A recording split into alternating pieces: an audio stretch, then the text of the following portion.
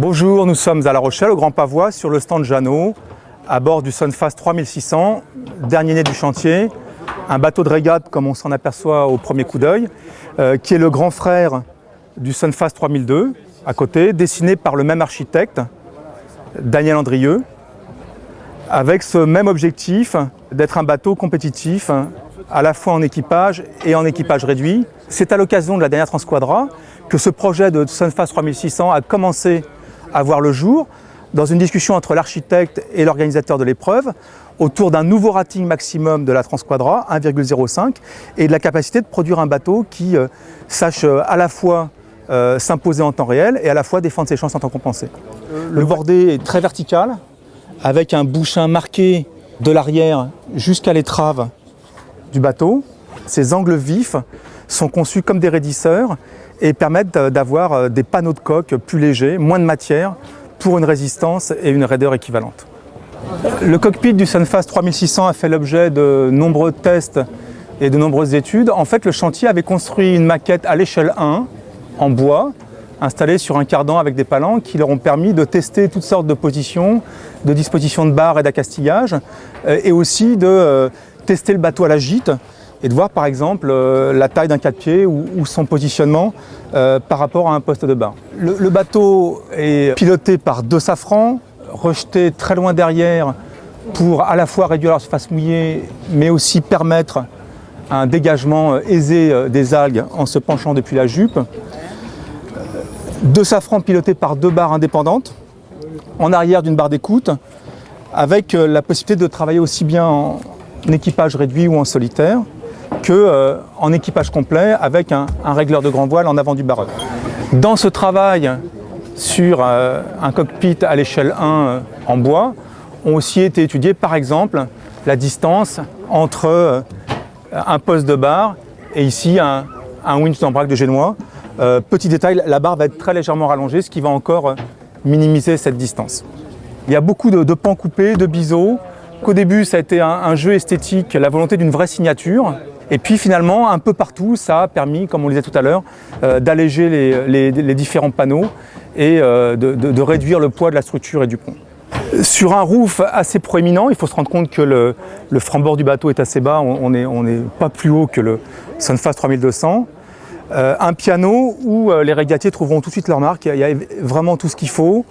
On retrouve réglable depuis le rappel pour un équipier, aussi bien le halbat de grand voile pour les surventes sous spi, que le halbat de tangon ici, ou encore les rentreurs de foc, qu'on peut paramétrer comme on veut pour les régler depuis une position au vent ou sous le vent. Il y a différents goûts et habitudes dans la matière.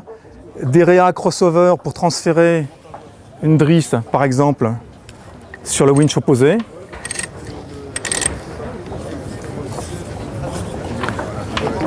Ou ces winches dits quattro qui permettent d'embraquer très rapidement. Puis lorsque on termine et qu'on veut revenir sur une plus petite vitesse, on fait passer le cordage sur la poupée classique du winch. À l'intérieur, le bateau a été conçu sur une trame d'aménagement très simple et rigoureusement symétrique, avec une cabine double de chaque côté sous le cockpit, des cabines avec des couchages de largeur relativement importante compte tenu du gabarit du bateau.